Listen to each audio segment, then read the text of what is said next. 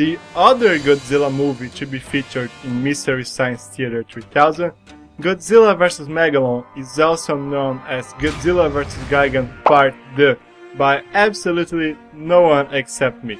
And I say that not only because this is another extremely lame movie that makes heavy use of stock footage, but also because Megalon, the titular monster, was originally conceived as one of the antagonists of the previous movie, but was dropped when the script had to be reworked. Also, this almost wasn't a Godzilla movie at all, and from a certain point of view, it still isn't, because this was originally going to be Toho's attempt to capitalize at the Ultraman craze of the time with the introduction of a tokusatsu superhero named Jet Jaguar, but the studio found the character to be too weak on its own, so Godzilla was brought at the last minute, both in real life and in the actual movie, as you will see. The plot of the movie concerns a certain Professor something, who is never named in the film, and is referred either as this or as brother by his much younger sibling. He is referred as such many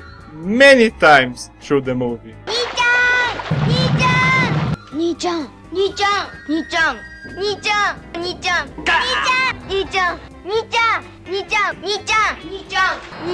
Anyway, Professor Brother is building a humanoid robot called Jet Jaguar, a creation that attracts the attention of the people from Seatopia, an underground civilization that had been accidentally affected by nuclear tests from the surface world. More specifically, they intend to use the android to guide Megalon, a giant monster from the depths, in a roaring rampage against the surface dwellers who wronged him. And so agents from Seatopia manage to hijack Jet Jaguar's controls, sending him flying to conduct the creature as he destroys humankind. But Professor Brother was prepared to such a situation, having developed an ultrasonic command device that allows him to regain control of the robot.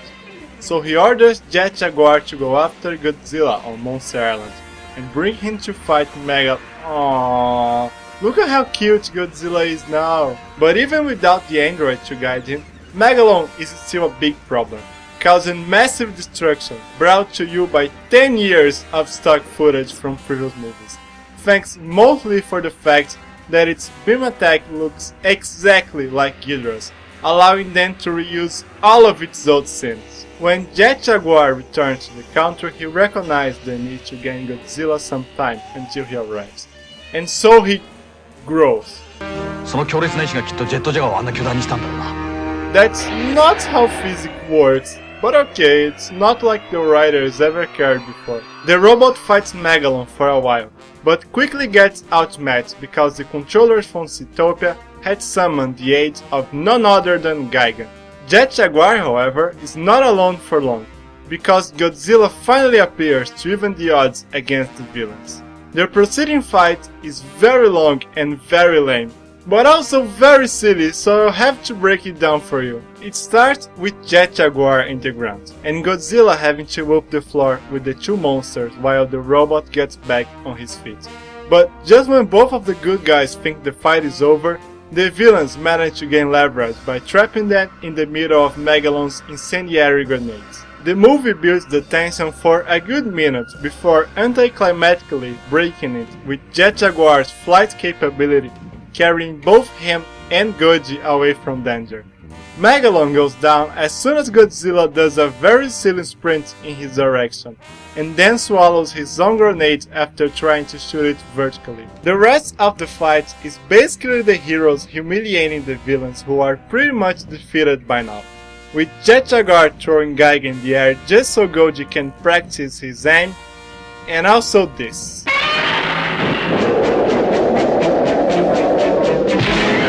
Twice.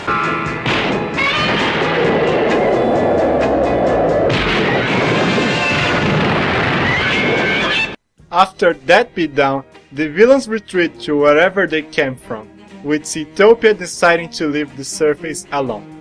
Then Jet Jaguar and Goji shake hands and the giant monster goes home. The robot goes back to its normal size, but simply walks away, waiting for when the world needs it again. Dude, this kind of stuff happens literally every year. I was expecting to see him within the next 12 months tops. Well, that was a short one. What else do we have? Let's see. There's the scene in which Megalon destroys the dam. That looks impressive. And there is also a couple of bad action scenes starring a character I didn't bother to mention.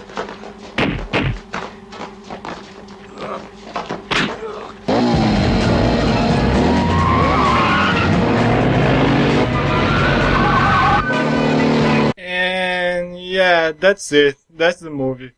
I wish I could put more effort into this one, but honestly, there's not much to talk about. Every complaint I had about the previous film is valid here too, except 10 times worse. And that's the saddest thing about this movie, unfortunately. Looking at the good side though, this is the last of the terrible Godzilla movies. Not that there won't be bad or bland films in the future, but not as bad as these ones. I think. I hope. 泣くな僕らも頑張ろ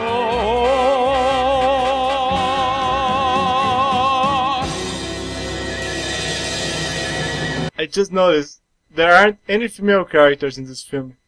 That's a first.